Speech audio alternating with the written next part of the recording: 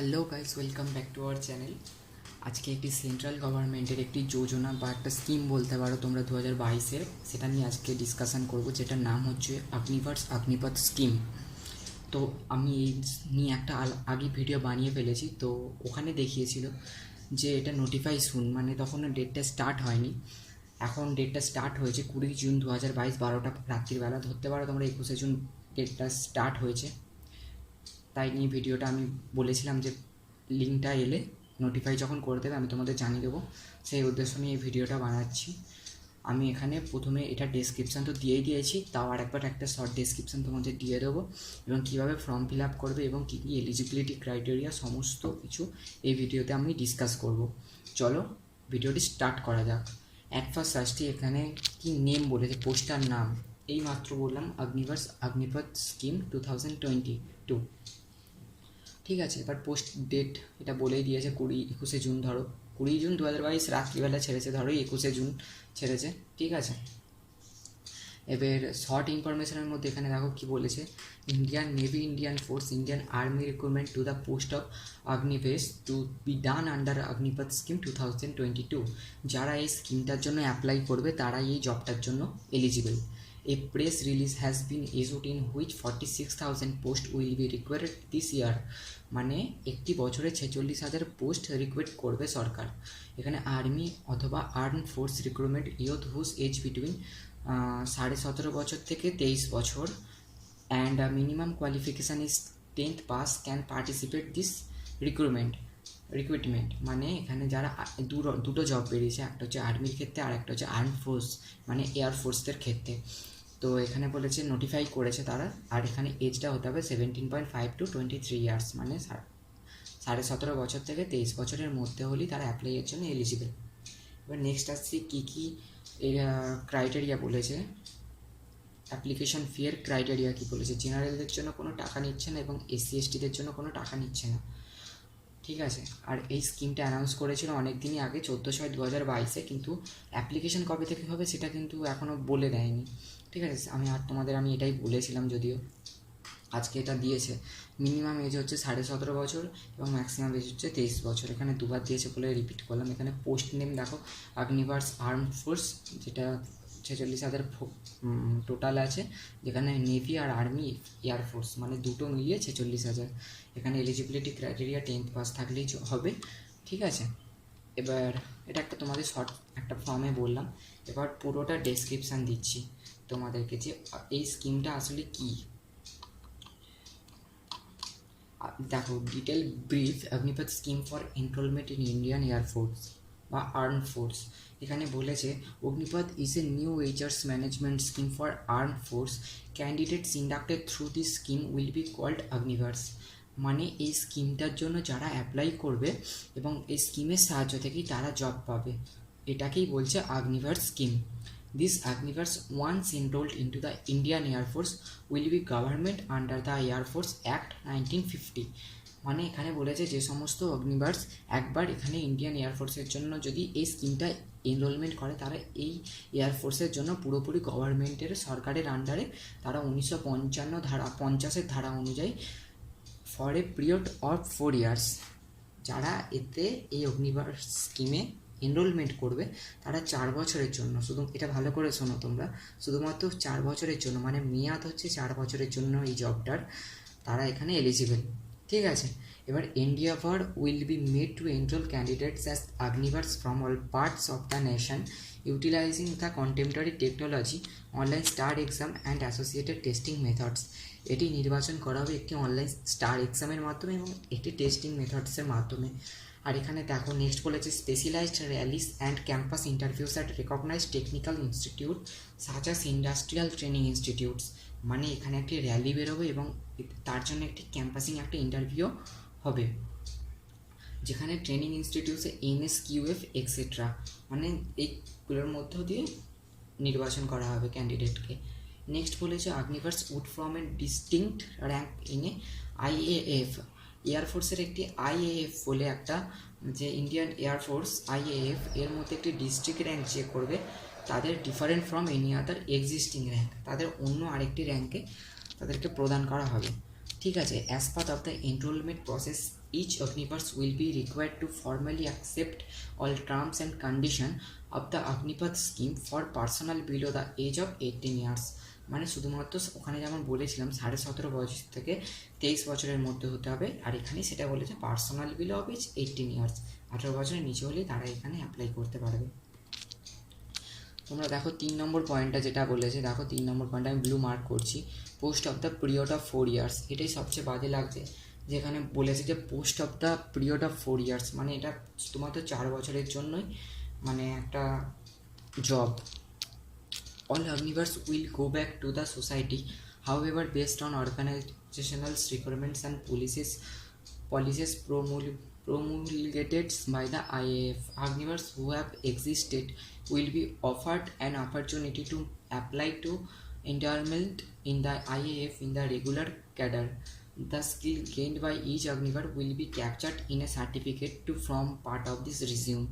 This application will be considered by the centralized board in a transparent manner, and not more than 25% of the strength of the specified batch of the original Ognivores will be enrolled in the Indian Air Force based on the performance during their 4-year engagement period as Ognivores.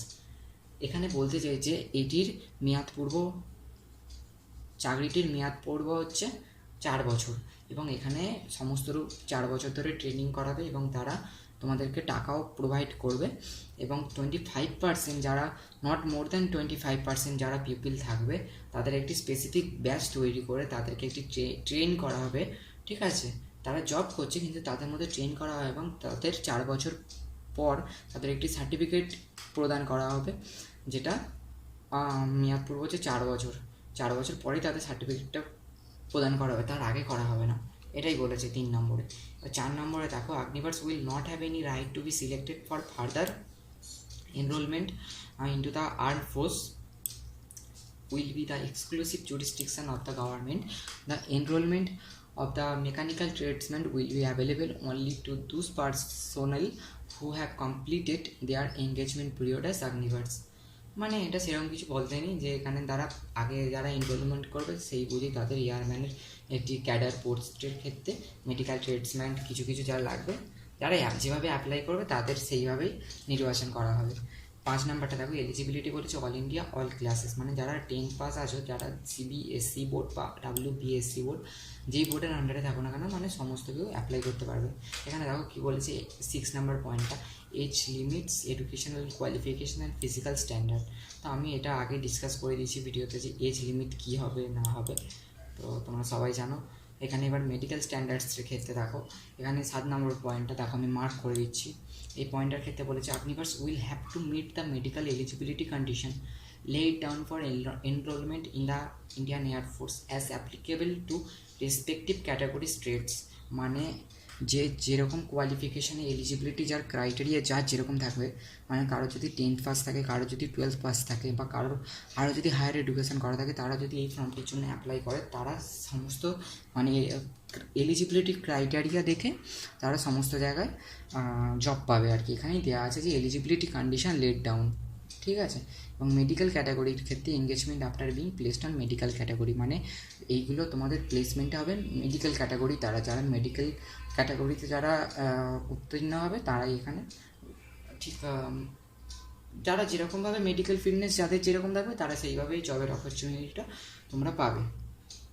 এবার next হচ্ছে employability, মানে অগ্নিভার enrolled under this entry are liable to be assigned any duty in organizational interest at the discretion of the Indian Air Force।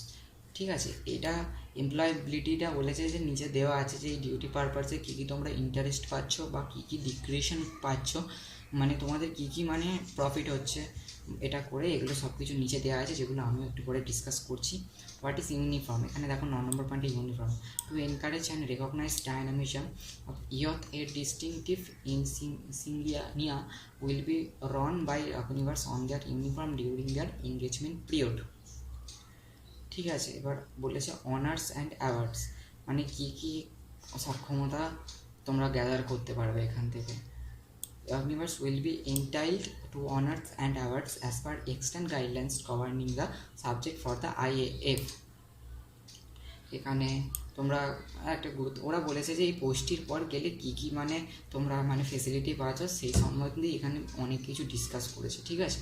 Main পয়েন্টগুলো তোমাদেরকে আমি share করে দিয়েছি, তাও এগুলো কিছু কিছু বলে দিচ্ছি। ট্রেনিং পিরিয়ডে দেখো কী বলেছে, one being enrolled individual will be imparted military training based on organisational recruitment. এই 4 বছরের মধ্যে কিছু মিলিটারি বেসড অনলাইন অর্গানাইজেশনাল রিক্রুটমেন্টও তোমাদেরকে প্রোভাইড করা হবে, যার ট্রেনিং সেখানে প্রোভাইড করা হবে in the 4 years. The assessment period, IAF will endeavor to maintain the centralized high quality online database of Agnivers and will follow a transparent common assessment methodology and objective assessment systems to ensure fair and impartial assessment will be introduced, and skill attained by the Agnivers will be systemically recorded.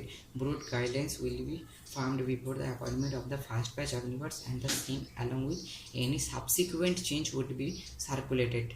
এখানে কিছু বলেছে যে assessment দেওয়া হবে Indian air force রিক্রুটমেন্টে, যেখানে অগ্নিভার্সদের স্থান সবার প্রথমে থাকবে, এবং এয়ারফোর্স যারা আর্মড ফোর্সে আছে তারাও সেখানে সেম অ্যালং ক্যাপাসিটি থাকবে, যেখানে সাবসিকুয়েন্ট চেঞ্জ থাকবে সার্কুলেট ক্যাটাগরি অনুযায়ী। নেক্সট হচ্ছে লিভ, এখানে লিভ 13 নম্বর পয়েন্ট হচ্ছে লিভ। এখানে বলেছে grant of leave will be subject to exigencies of the organizations. The following leave may be applicable for Agnivers during their engagement period. মানে এখানে grant of leave will be subject to exigencies of the organisation, মানে এখানে leave মানে তোমরা কীভাবে ছুটি নিতে পারবে সেই সম্বন্ধে কিছু বলে দিয়েছে। যেমন অ্যানুয়াল লিভ বছরে 30 days পার ইয়ার, মানে বছরে 1 মাস তোমরা ছুটি নিতে পারবে। এবং সিক লিভ মানে based on the medical advice, যদি মেডিকেল রিপোর্ট যেটা বলবে তার অনুযায়ী তোমরা 1 মাস ছাড়া আরও কিছু ছুটি পেতে পারো, সেটা এখানে ডিক্লেয়ার করা নেই, সেটা মেডিকেল টেস্ট হলে তারপরেই সেটা বোঝা যাবে। তারপর নেক্সট দেখো 14 number point, medical and CST facilities for the duration of the engagement period in IAF. Agnivers will be entitled for medical facility at service hospitals as well as CST provision. মানে এখানে কী কী facility provide করা হবে না, medical and CST provide করা হবে তোমাদেরকে। এবং 15 number পয়েন্টটা দেখো, release at own request. Release at own request prior to completion of engagement period will not be permissible for Agnivers except in exceptional cases with approval of the competent authority. ঠিক আছে, মানে নিজস্ব request দ্বারা কী কী release করা যাচ্ছে সেটা এখানে বলেছে, যদি অগ্নিভার্স অ্যাকসেপ্ট করে তবেই তোমরা কিছু কিছু ক্ষেত্রে পাবে। ঠিক আছে, আর নাম্বার 16 আসছি এবার, pay allowance and allied benefits. এখানে বলতে চেয়েছে যে কী কী কত টাকা করে পে করবে এবং কী কী অ্যালাউন্স আছে, কী কী ভাতা দেওয়া হবে, অ্যান্ড অ্যালাইড বেনিফিটস এবং কী কী আরও বেনিফিট কী কী রয়েছে। তো 16 নাম্বারটা দেখো আমি বোল্ড করছি। তো এখানে বলেছি individual enrol under the scheme will be paid and Agniveer package of 30,000 per month. মানে এখানে 30,000 টাকা করে যারা এই অগ্নিভার স্কিমের মধ্যে থাকবে তাদেরকে 30,000 টাকা করে পার মান্থ দেওয়া হবে, with a fixed yearly increment. Per month দেওয়া হবে এবং এটা একটা fixed yearly increment. At additional রিক্স and hardship dress and travel allowance will be paid. এবং তোমাদের মধ্যে যা খরচ হবে, যেমন কোনো রিক্স বা কোনো হার্ডশিপ বা তোমাদের ড্রেস, ট্রাভেল অ্যালাউন্স মানে যাতায়াত খরচ বা সমস্ত কিছু ভাতা বা আদার্স খরচা বলতে পারো, সমস্ত কিছু গভর্নমেন্ট পে করবে। আর বাকি তোমাদের যে স্যালারিটা দেবে সেটা হচ্ছে 30,000, মানে 30,000 টাকার একটা প্যাকেজ এটা। নেক্সট হচ্ছে 17, এখানে অগ্নিভার্স করসপন্ড ফান্ড। এখানে বলেছে a non lapsable dedicated Agniveer corpus fund will be created in the interest being selection of this public account head. মানে একটি কারেসপন্ড ফান্ড খোলা হয়েছে অগ্নিভার্স তরফ থেকে, যেটা তোমাদেরকেই যারা জব পাবে তাদেরকে এখানে পে করতে হবে। এবং the fund will be administered and maintained under the aegis of ministry defence MOD। মানে মিনিস্ট্রি অফ ডিফেন্স মোড অনুযায়ী এগুলো অ্যাডমিনিস্ট্রেটেড হবে। Each Agniveer is to contribute 30% of his monthly income. মানে সমস্ত অগ্নিভার কন্ট্রিবিউট পাবে 30% অফ মান্থলি ইনকাম। মানে 30,000-এর 30% হচ্ছে 9,000 টাকা monthly income two অগ্নিভার corpus fund. মানে 9,000 টাকা তাদের অগ্নিবার করপস ফান্ডে পে করতে হবে। The government will provide the interest rate equivalent to the public provident fund on the amount accumulate in the fund. বুঝতে পারছো আশা করছি। এবার নেক্সট বলেছে 18 নম্বর পয়েন্টটা দেখো আমি বোল্ড করছি, on the completion of the engagement period of 4 years. এখানে আবার বলেছে যে এই এঙ্গেজমেন্টটার মেয়াদ পূর্ব হচ্ছে 4 বছর। তো অগ্নিভার্স যারা আছো will be eligible to receive the Seva Nidhi package. এখানে কিছু কিছু প্যাকেজ ডিক্লেয়ার করেছে, যার একটি নাম হলো Seva Nidhi package, which shall complete their contribution and matching contribution from the government and interest on the accumulate amount. এরা কিছু কিছু প্যাকেজ তৈরি করছে যেটা তোমাদের স্যালারি দেওয়ার পরেও তারা সেখান থেকে 9% 5% করে ডিডাক্ট করবে, মানে তোমাদের স্যালারি থেকেই তারা নেবে, ঠিক আছে। In case of the individual who are subsequently selected for enrolment into the Indian air force as regular cadres, the Seva Nidhi package to be paid to them will comprise only one of their contribution including accurate interest thereon. The Seva Nidhi will be exempt from income tax। মানে এই সেবানিধি প্যাকেজটা হচ্ছে income ট্যাক্সের দ্বারা বিতাড়িত হচ্ছে, ঠিক আছে। দেন হচ্ছে in case of Agniveers, next আসছি 19 number point, in case of Agniveers exiting before the end of their engagement period in their own request, the sevanidhi package to be paid to them will comprise only their contribution including accurate interest thereon। মানে যদি সেবানিধি প্যাকেজে যেরকমভাবে তারা paid করবে সেরকমভাবে তারা interest পাবে। Next বলেছে 20% যা রেমুনারেশন প্যাকেজে সেবানিধি প্যাকেজ যেভাবে ক্যালকুলেট করেছে রেমুনারেশনটাকে, ঠিক আছে। তো 20 নাম্বার প্যাকেজটা তোমরা আশা করছি দেখতে পাচ্ছ। তো নেক্সট বলেছে ফার্স্ট ইয়ারে কত দেবে না 30,000 দেবে, এবং 70% হচ্ছে হাতে দেবে, মানে 21,000 হাতে দেবে, এবং বাকি প্যাকেজগুলো ফান্ড ট্রান্সফারে 9,000 ডিডাক্টেড হয়ে যাবে স্যালারি থেকে, ওকে। সেকেন্ড ইয়ারে সেম 33,000 তোমাদের স্যালারি দেওয়া হবে, ওখান থেকে তোমার নিজস্ব ক্যাশ ইন হ্যান্ড আসবে তোমার হাতে 23,100 and 9,900 amounts will be deducted in your fund. মানে সেকেন্ড ইয়ারে তোমরা 33,000 টাকা করে স্যালারি পাবে, বাট ওখান থেকে হাতে তোমরা পাবে 23,100 টাকা, ঠিক আছে। 23,100 টাকা পাবে, 23,100 টাকা পাবে, এবং 9,900 টাকা সেখান থেকে তোমাদের ডিডাক্ট করা হবে। মানে যা হবে তার 30% এবং 30% ফান্ডে যাবে এবং 70% তোমাদের হাতে আসবে। নেক্সট থার্ড ইয়ারে দেখো, এই যে এইটা দেখতে পাচ্ছ 36,500 টাকা তোমাদের স্যালারি দেওয়া হবে, কিন্তু এখান থেকে 25,550 টাকা তোমাদেরকে দেওয়া হবে, আর 10,950 টাকা তারা ডিডাক্ট করে নেবে। সেমনিভাবে পরেরটা 40,000 টাকা ফোর্থ ইয়ারের ক্ষেত্রে, মানে যেহেতু এটা 4 বছরের রিকমেন্ড, কীভাবে তোমাদের স্যালারি প্রোগ্রেসটা কীভাবে বাড়বে এবং মানে কীভাবে স্যালারি ডিভিশনটা কীরকমভাবে করেছে তোমরা দেখতে পাচ্ছ। ফার্স্ট ব্যাচ আছে 30,000, তারপর 33, তারপর 36, তারপর 40, এটা 40,000 পর্যন্ত ইনক্রিজ হবে। কিন্তু এখানে একটাই মেন ক্রাইটেরিয়া হচ্ছে, এখানে ফান্ড ট্রান্সফার যে 30% ফান্ড ট্রান্সফার হচ্ছে 12,000 টাকা, অনেকটা করে 30% করে ট্রান্সফার হচ্ছে আর 70% হাতে দিচ্ছে, ওকে। তো তোমরা এটা দেখতে পাচ্ছ। আর এখানে লাস্ট বলেছে ফিগার্স ইন মান্থলি কন্ট্রিবিউশন, মানে এগুলো মান্থের মানে পার মান্থ কন্ট্রিবিউশনে এইটা তারা ক্যালকুলেট করেছে, এবং বলেছে total contribution in Agniveers corpus fund after 4 years, মানে 4 বছর পরে 5.2 lakhs দেওয়া হবে।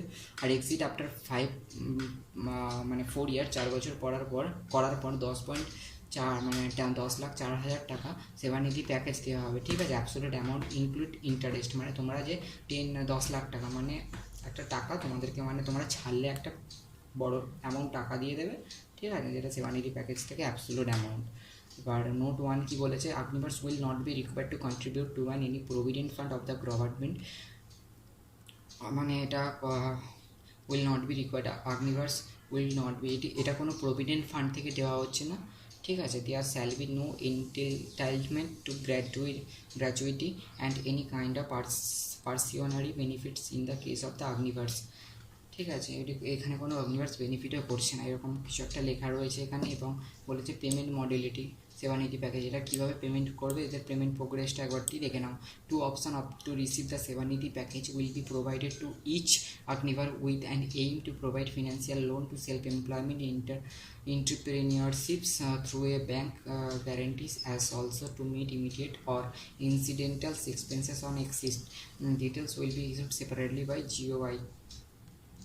তো এই সেবানিধি প্যাকেজটা কীভাবে প্রোভাইড করা হবে, অল অগ্নিভারদের যারা এখানে মানে অ্যাপ্লাই করেছে বা যারা জবটা রিকোয়ার যারা করেছে, তো তাদেরকে একটি এক্সপেন্সেস দেওয়া হবে, যেটি ইস্যু করবে জিওওয়াই। অ্যাকচুয়ালি জিওওয়াই মিন গভর্নমেন্টের কিছু একটা মানে সংস্থার নাম বলতে চেয়েছে, যেটা প্রভিডেন্ট ফান্ড থেকে মানে দেওয়া হবে না, বাট এটা সেপারেটলি ইস্যু করছে জিওওয়াই, গভর্নমেন্ট অফ ইন্স্যুরেন্স বা কিছু একটা হবে। তো এখানে নেক্সট আসছি 22 লাইফ ইন্স্যুরেন্স কভার।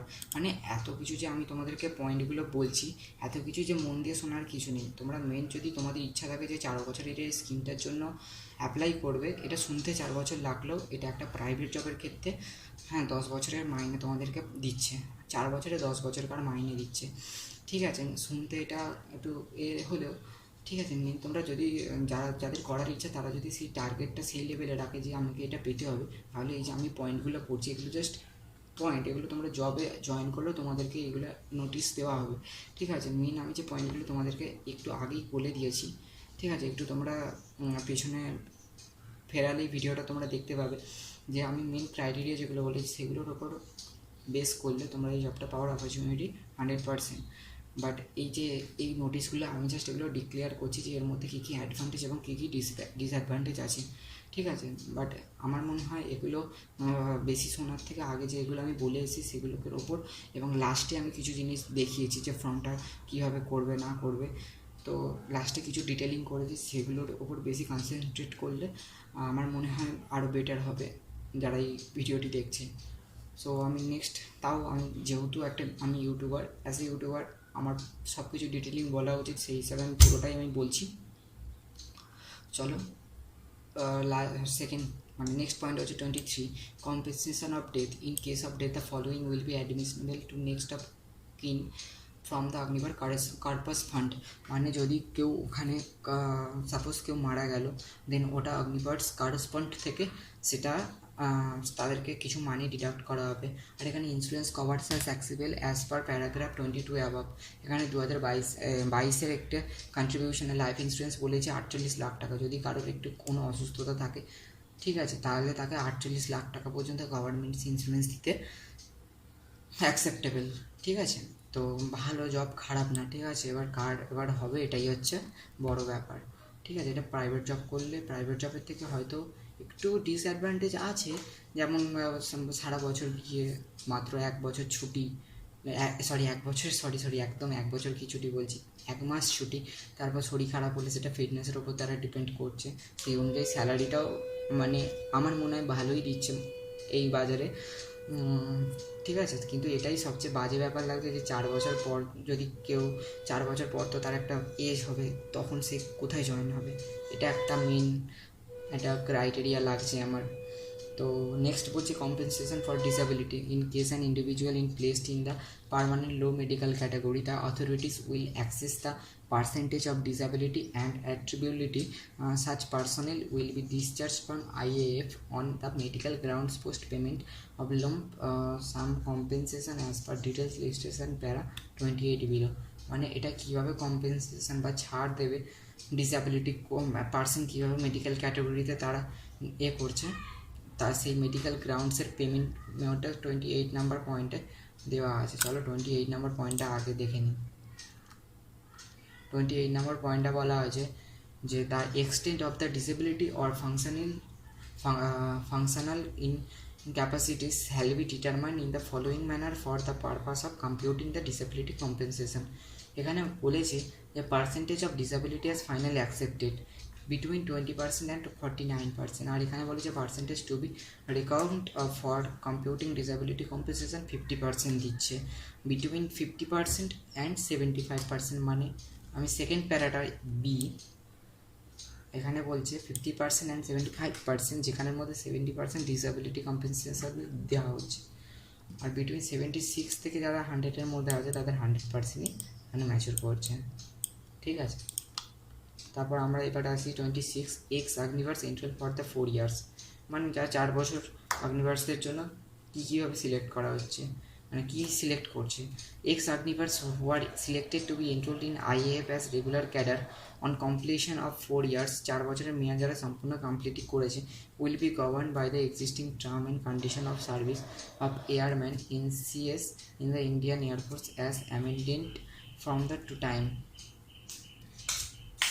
এটা মানেটা হচ্ছে যে 4 বছর পর গভর্নমেন্ট যদি এক্সিস্টিং তাকে করে সেই সার্ভিস থেকে, এয়ারম্যান ইন্ডিয়ান এয়ারফোর্স থেকে amend from the time to time, মানে এটি পুরো নির্দিষ্ট একটি মেয়াদ চুক্তি, যেহেতু এটা নির্দিষ্ট টাইমের ওপর ডিপেন্ডেড, মানে এটা একটা নির্দিষ্ট টাইমে এর মেয়াদ পর্ব শেষ হবে।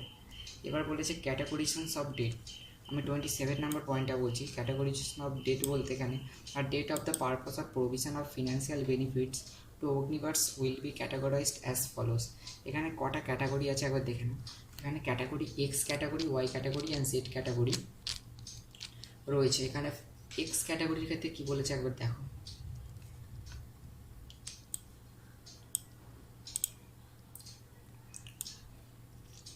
এখানে এক্স ক্যাটাগরির ক্ষেত্রে বলেছে death due to the natural causes neither attributable to nor aggravated by military service during the engagement of period. মানে যদি ডেথ করে এই কোনো একটা ন্যাচারাল কজেস, মানে কোনো একটি সামান্য কারণে যদি তার মৃত্যু হয়, তাহলে মিলিটারি সার্ভিসে ডিউরিং দ্য এঙ্গেজমেন্ট পিরিয়ড, মানে সেটা তাদের মেয়াদ পূর্ব শেষ হলেই তবে সে সেই ফান্ড থেকে টাকাটা পাবে। এবং ক্যাটাগরি ওয়াই এর ক্ষেত্রে যদি কেউ ডেথ হয়ে যায়, মানে সমস্ত কিছু জেনেই কোম্পানিতে যাওয়া উচিত। এটা যদি কোম্পানির এটা একটা আর্ম ফোর্স রিক্রুটমেন্ট। তো ক্যাটাগরি ওয়াই হচ্ছে death due to causes which are accept as attribute to or aggravated by military service or due to accidents in the performance of duties including training due the engagement of period.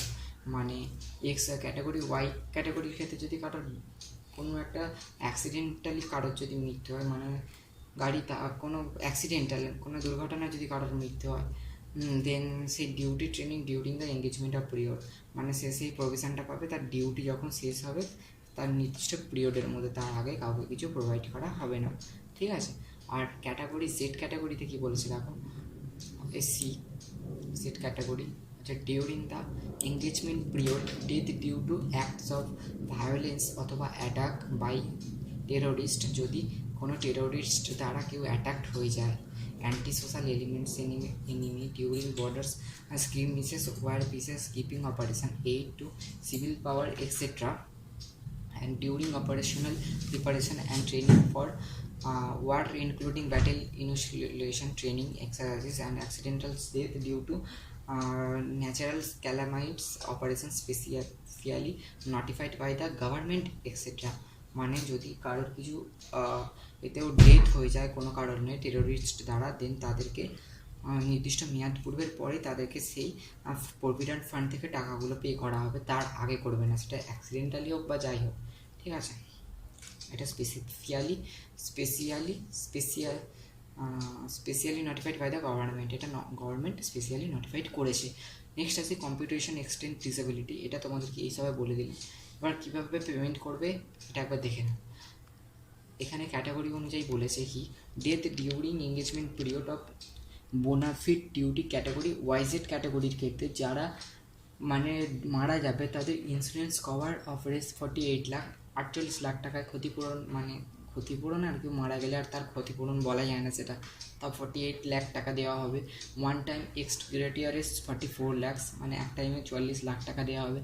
Full pay for unreserved period up to 4 years with effect from date of death, যেদিন মারা যাবে সেই দিনই সেভানিটি package থেকে একটা নাকি মানে ফুল pay off unreserved period, মানে যে টাকাটার জন্য তারা গিয়েছিল সেই টাকাটা পুরোটাই পে করা হবে তাকে। Balance accommodated as on death in the individual of Seva Nidhi fund and government contribution including interest from the Agniveer correspond fund. তাহলে অগ্নিবার কারেসপন্ড ফান্ড থেকে মারা গেলে টাকা করে দেবে আর কি, এটাই হচ্ছে ব্যাপার। ঠিক আছে। সমস্ত টাকা তারা পে করবে, গভর্নমেন্ট টাকা দিয়ে আর কি মানুষটাকে ভুলে যাওয়ার চেষ্টা করাবে ফ্যামিলিকে, এটাই হচ্ছে বড় কথা। ঠিক আছে। তো অল দ্য বেস্ট যারা এই ভিডিওটি শুনে যাচ্ছ বা যারা অ্যাপ্লাই করছো তাদের জন্য, যদি আমিও করছি, আমি একটা 12th ফার্স্ট ইয়ারের স্টুডেন্ট, সো আমিও এটা অ্যাপ্লাই করব। ঠিক আছে। তাও তোমাদেরকে বেস্ট অফ লাক।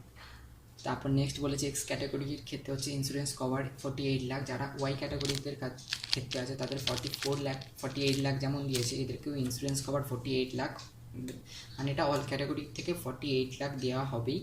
তারপর বলেছে balance accumulate in the individual Seva Nidhi fund and government contribution including interest from the Agniveer correspond fund, মানে 48 লাখ টাকা তাদের দেওয়া হবে এবং ব্যালেন্স অ্যাকোমোডেট করবে সেভানিটি ফান্ড থেকে, যেটা গভর্নমেন্ট কন্ট্রিবিউশন ইনক্লুডিং ইন্টারেস্ট দেবে। মানে মারা গেলে ইন্টারেস্ট করে মানে প্রচুর টাকা করে দেবে আর কি। মানে একটা মানুষকে ভুলে যাওয়ার জন্য যতটা পরিমাণে গভর্নমেন্ট টাকা দিতে পারে ততটা পরিমাণে এখানে টাকা দেবে, সেই কথাই উল্লেখ করা আছে। ঠিক আছে, এটাই হচ্ছে মেন। এখানের মধ্যে আমি লাস্টলি তোমাদের একটা কনক্লুশন বলে দিচ্ছি, যেটা হয়তো কোনো ইউটিউবার এরকমভাবে তোমাদের সাথে শেয়ার করবে না। তো আমার মনে হয় এই জবটা ভালো, 100%-এর থেকে 98% ভালো, বা 2% ক্রাইটেরিয়া, যেটা 4 বছর পর মানুষ তো আর এমনি বসে থাকবে না। এটা একবার তোমরা ভেবে দেখো, বা একবার ভেবে দেখবেন, 4 বছর পর তো একটা মানুষকে অন্য একটা কিছু জব করতেই হবে, কিন্তু একবার যদি তারা বাড়ি ছেড়ে পুরো নন টাচে থাকে, একটা কোনো প্রাইভেট জব বা কোনো একটা জব যদি নন টাচে সেই গভর্নমেন্ট জব করতে চায়, তারপর গভর্নমেন্ট যদি তাদেরকে মানে রিজেক্ট করে 4 বছর পর, যতই টাকা দিয়ে একটা রিজেক্ট করে, তারপর সেই মানুষটা কোথায় জব করবে? সেটা কি তারা একবার ভেবে দেখেছে?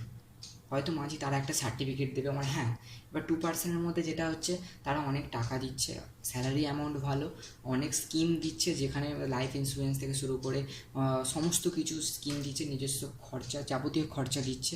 ঠিক আছে, সমস্ত কিছুই তারা প্রোভাইড করছে। বাট আমার কাছে একটাই কথা, যে এইটা মানে করাটা ঠিক প্রেফারেবল মনে হলো না।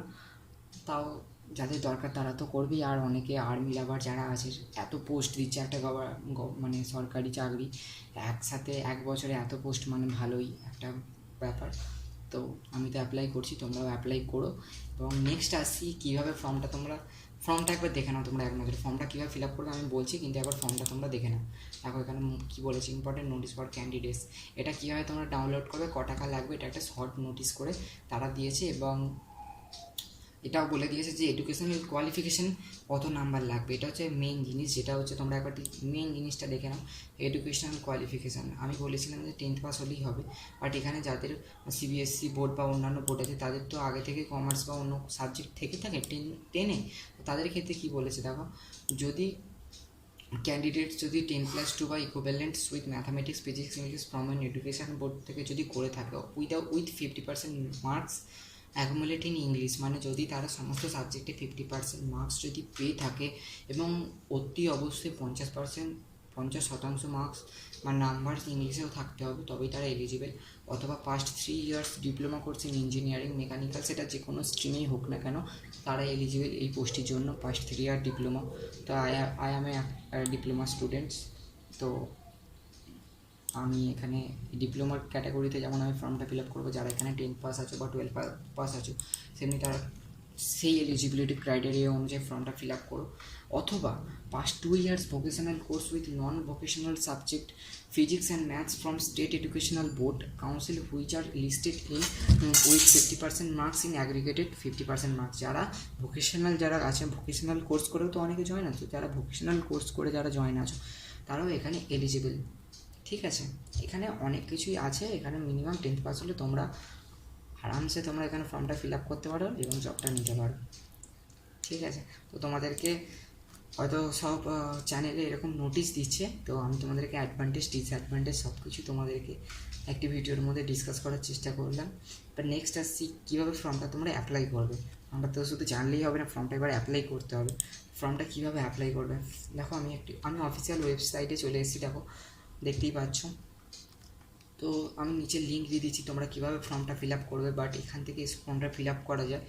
তো এখানে এয়ারফোর্সদের ক্ষেত্রে দেখো, এয়ারফোর্স আর আর্মি, এখানে অ্যাপ্লাই অনলাইনে গিয়ে আর্মি এবং এয়ারফোর্স দুটো পয়েন্ট দেখতে পাবে তোমরা। এবার যারা আর্মির জন্য মানে করবে তারা আর্মিতে ক্লিক করবে, এবং যারা এয়ারফোর্স জন্য করবে তারা এয়ারফোর্সে গিয়ে ক্লিক করবে।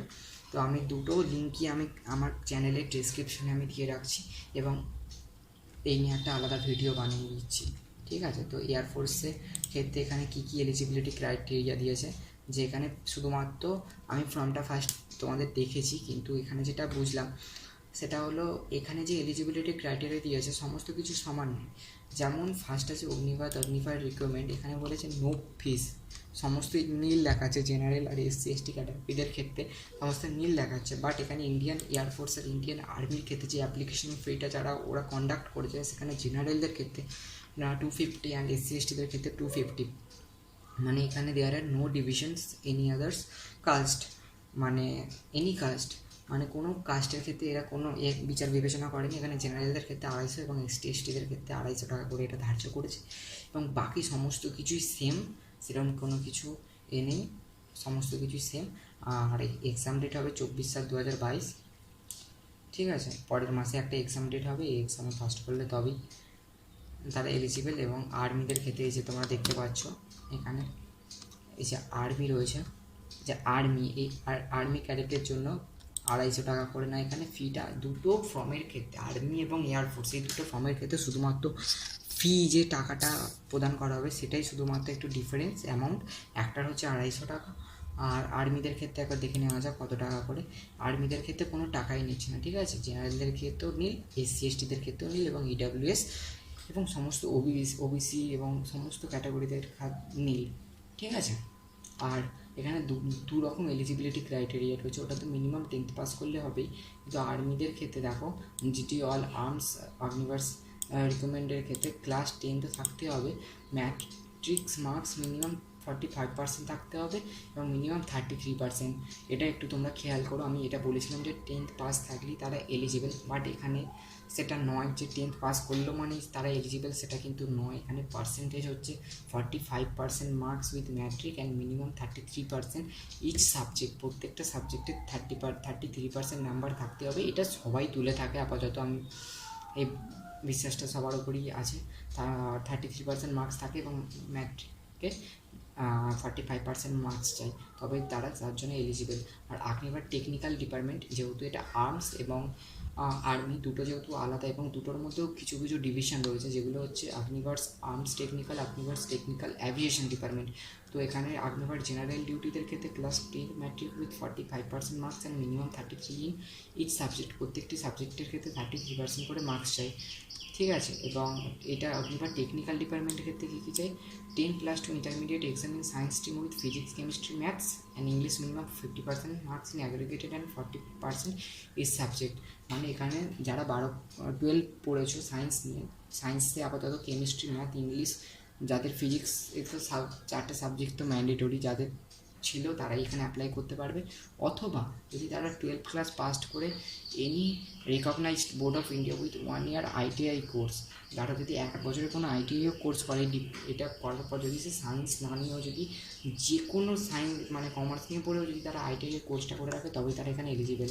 তারপর আপনার ক্লার্ক স্টোর কিপারের জন্য একটি ফর্ম আছে, যেখানে বলেছে 10+2 intermediate in any stream with minimum 60% mark aggregate and minimum 50% marks is subject. মানে 12 ক্লাস পড়ে যে কোনো স্ট্রিম, মানে সায়েন্স, আর্টস, কমার্স, 3টে স্ট্রিম হয় 12, 3টে স্ট্রিমের মধ্যে 60% নাম্বার চাই মাত্র, এবং মিনিমাম 50%।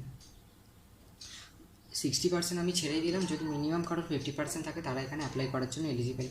এবং অগ্নিভার ট্রেডসম্যান 10th পাসের ক্ষেত্রে এখানে দেখো কী বলেছে, এটাই হচ্ছে মেন 10th পাস, শুধুমাত্র 10th পাস। আমি ট্রেডসম্যানের ক্ষেত্রে বলেছিলাম যে 10th পাস যদি সে হয়ে থাকে যে কোনো রেকগনাইজড বোর্ড অফ ইন্ডিয়া থেকে, মিনিমাম 33% মার্কস যদি প্রত্যেকটা সাবজেক্টে ক্যারি করতে পারে, তাহলে সে এখানে এই ট্রেডসম্যানের ক্ষেত্রে এলিজিবল।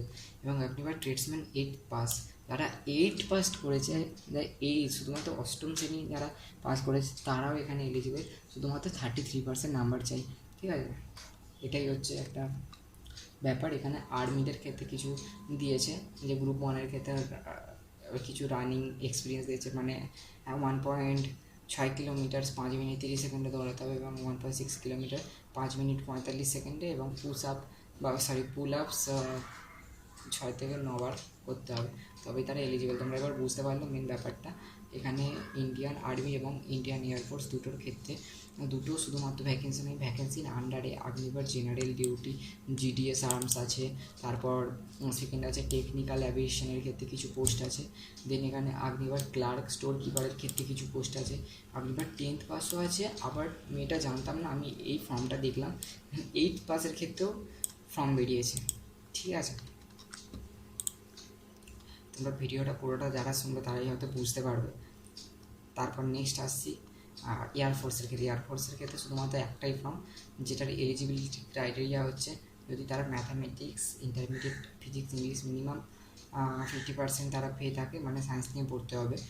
আর যদি অথবা যারা যদি 3 বছরের ডিপ্লোমা ইঞ্জিনিয়ারিং কমপ্লিট করে থাকে, ইলেকট্রিক্যাল, মেকানিক্যাল যা ইচ্ছা, অবস্থায় এবং 50% মার্কস যদি ক্যারি করে, অথবা 2 ইয়ার যদি ভোকেশনাল কোর্স করে থাকে with non vocational subject physics and math from any recognized board with 50% marks aggregated and 50% marks in English. মানে 2 বছরের যদি একটি ভোকেশনাল কোর্স বলে না, সেই ভোকেশনাল কোর্স যেটা ডিপ্লোমার পর সেকেন্ড ইয়ার থেকে সবাই জয়েন হয়, ওই ভোকেশনাল কোর্স যদি তারা করে থাকে এবং 50% যদি মার্কস তারা নিতে পারে, তাহলে শুধুমাত্র ইংলিশের ক্ষেত্রেও 50% অবশ্যই চাই অ্যাগ্রিগেটেড অ্যান্ড 50% ইংলিশের জন্য চাই। তো যদি তারা করতে পারে তো তারা সেখানে eligible. Other than science subject eligibility, যাদের শুধুমাত্র সায়েন্স সাবজেক্ট আছে, এখানে 10+2 intermediate and minimum 50% marks aggregate and 50% marks in English. মানে যাদের science subject other than science subject eligibility, science subject ছাড়া যাদের মানে করা আছে, ওটা তো সায়েন্স সাবজেক্ট যাদের আছে তাদের কী কী এলিজিবিলিটি বললাম। এবার সায়েন্স সাবজেক্ট ছাড়া আদার দেন, মানে সায়েন্স সাবজেক্ট ছাড়া আর কারা কারা অ্যাপ্লাই করতে পারবে, এখানে 10+2 ইন্টারমিডিয়েট উইথ মিনিমাম 50% মার্কস যাদের আছে এবং অ্যাগ্রিগেট অ্যান্ড 50% মার্কস ইন ইংলিশে যাদের আছে, এবং 2 year vocational course with minimum 50% aggregate and 50% marks in English. 50% করে যারা যদি ভোকেশনালে তারা পেয়ে থাকে তবে তারা এখানে এলিজিবল করতে পারবে। আর এখানে হাইট মিনিমাম চাইছে 152.5 সেন্টিমিটার্স, আর চেস্ট এক্সপেনশন হচ্ছে 5 সেন্টিমিটার্স, 5 সেন্টিমিটার্স চেস্ট থাকতে হবে, হাইট 152 হাইট থাকলে তারা এখানে এলিজিবল। ঠিক আছে, ইন্ডিয়ান আর্মড এয়ারফোর্সের ক্ষেত্রে এটা দেখে নাও তোমরা। এখানে ডিপ্লোমা যারা পাস, এখানে কিন্তু কী কী স্ট্রিম দিয়েছে: mechanical, electrical, electronics, automobile and engineering, computer science, instrumental technology, information technology with minimum 50% and 50% markings English in diploma course, English in diploma course. ঠিক আছে, ইংলিশে 50% যোগ্য থাকতে হবে। ঠিক আছে, তবে তারা এলিজিবল। তোমরা বুঝতে পারছো এবার। আর এখানে মান্থলি যে স্যালারিটা তারা দিচ্ছে, এগুলো আমি সবই এই ভিডিওতে বলে দিয়েছি, এবং এখানে লাইফ ইন্স্যুরেন্স সমস্ত কিছু তারা কভারেজ করছে। আমি পুরো ডিটেলিং করে দিলাম ভিডিওটা, কিন্তু এখানে আমি যে তোমাদের দেখাবো ফর্ম ফিল আপটা, এখানে দেখো তোমরা দেখতে পাচ্ছ অ্যাপ্লাই লিঙ্ক, মানে apply online link activate in July 2022, মানে এই জুন মাসে যে তোমাদেরকে আমি ডিসকাস করছি, এটা এখন আর্মিদের ক্ষেত্রে এই লিঙ্কটা এখনও অ্যাক্টিভেট করেনি। তো লিঙ্কটা অ্যাক্টিভেট করলে কীভাবে ভিডিওটা বানানো হবে সেটা আমি সমস্ত কিছু ডিসকাস করে দেবো নতুন ভিডিও দিয়ে। তো আপাতত আজকে এই পর্যন্তই ভিডিওটি, তোমরা সবাই অ্যাপ্লাই করে নিও। আমি সমস্ত কিছু এই একটা ভিডিওতে ডিক্লারেশন করলাম। তোমাদের যদি কোনো কিছু বুঝতে প্রবলেম হয় আমাকে কমেন্ট করে নিচে জানাও, আমি তোমাদের যথাযথভাবে উত্তর দেওয়ার চেষ্টা করবো না, আমি উত্তর দেবো। ঠিক আছে, তো আজকের জন্য এখানেই, চলো গাইস, বাই, দেখা হচ্ছে নেক্সট ভিডিওতে। আর যদি কিছু হেল্প হয়ে থাকে প্লিজ সাবস্ক্রাইব করে দিও এবং চ্যানেলটা শেয়ার করে দিও।